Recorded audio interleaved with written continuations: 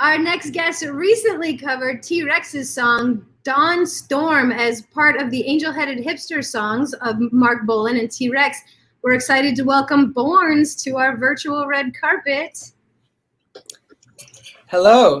Hi, how are you? Carrie Keegan, what's up? Oh my God, it's so nice to see you. Where are you? You look like you're in really cool lighting.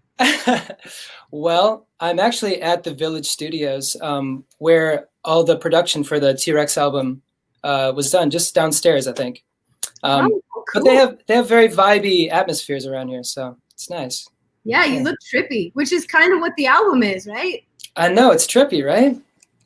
So tell me, I mean, I've been listening to the album Angel-Headed Hipster. The album is phenomenal. And I keep saying this over and over again, but like, I didn't think it was possible to really cover T-Rex songs. Like, you kind of have to just like reinvent them because how?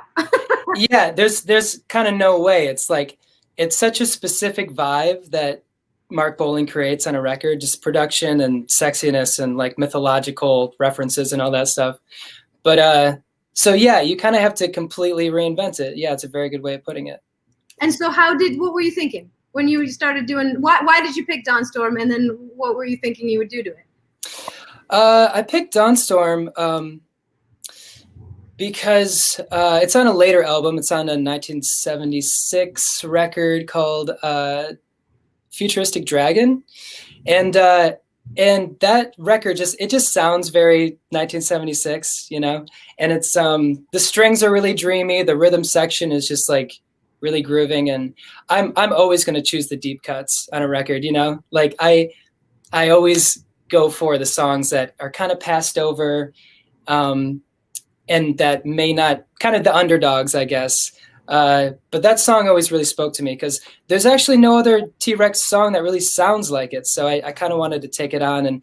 And then I was also not challenged as much with like trying to recreate like the classics, you know, like Bang & Gong. I'm so glad I didn't, like, Elton John is the perfect person to do Bang & Gong. Elton John and you too. Like, right, yeah, exactly. A great combination of people. And Elton John has piano on it, which is like insane. Yeah. Insane. I do have to say though, it was weird because when I first heard your song on this album, strangely, it feels like a T-Rex, a Mark Bolan. Like you sort of melt into it seamlessly. Mm. And so congratulations, I guess, because you've maybe embodied Mark Bolan. That's very kind of you, Carrie. I'm not sure if I can totally take that, but I just tried to just channel my inner glitter god and just try not to think too hard and just kind of just sing the song. Also, Steve Weisberg, who arranged a lot of the strings and all the orchestration on the record, is just such an incredible arranger that he made it really easy. I just walk in and just sing the song. So all the production, and also Hal Wilner that produced the entire record, is a genius. So I actually kind of weaseled my way into the record. I wasn't even really invited, but Hal was gracious enough to to include me on the record. And so I feel very honored to be the underdog. And with this like legendary record, you know, it's like, it's pretty amazing. So I would like to know what that conversation sounded like. Did you actually go in on your knees, or like were there tears involved? Like how did you? It was all telepathic. It was a lot of meditating and sort of like just trying to send that energy his way. So yeah, this is before, you know, Zoom and all that stuff. Sure. Yeah. This was years ago, 2017. You guys made the album in 2017. Yeah, I think that's when it was recorded. Yeah. Wow. So wow. Okay. So we've been through some things since then. Oh yeah, we've been through some things. Yeah, upwards and onwards, right? And how much? I mean, again, you sort of melted into this thing. So, like, how much of T-Rex and Mark Bolan was there in you already? Like, I feel like you already kind of have a little bit of that, just naturally. The magical forest wood nymph. Yeah, like the glitter and the boa, and like you can wear a dress and it doesn't even look weird, like that.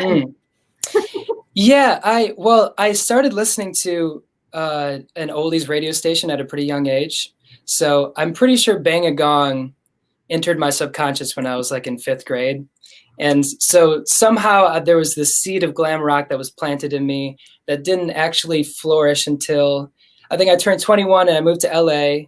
And then I really started getting into Mark Bolan's records. And that's what inspired me to pick up an electric guitar and start writing on guitar. I grew up playing more piano, and there was just this feeling, I don't know, this kind of mystical feeling of being in a new environment and palm trees everywhere. And that I kind of embodied this glam rock thing very much for my first record. And I tried to like incorporate a lot of that production and a lot of kind of the elements that I love from T-Rex records into that. So, yeah.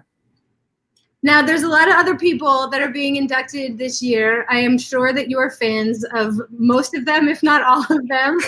Yeah. Do you have any stories or first-time memories of like Depeche Mode, Nine Inch Nails, Biggie? Biggie? Yeah, Biggie and I go way back. I don't have any personal stories that I could share on here. Those are, I don't know.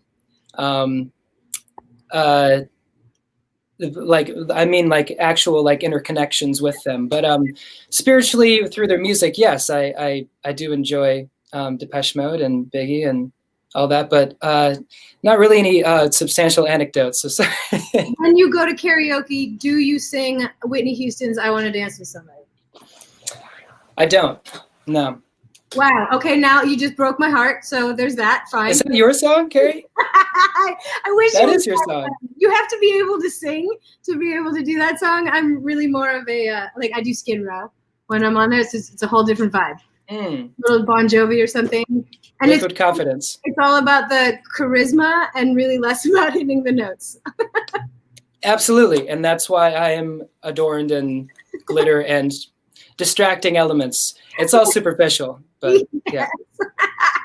Oh, it was so nice talking to you. Thank you so much for joining us on the red carpet and bringing some T-Rex love.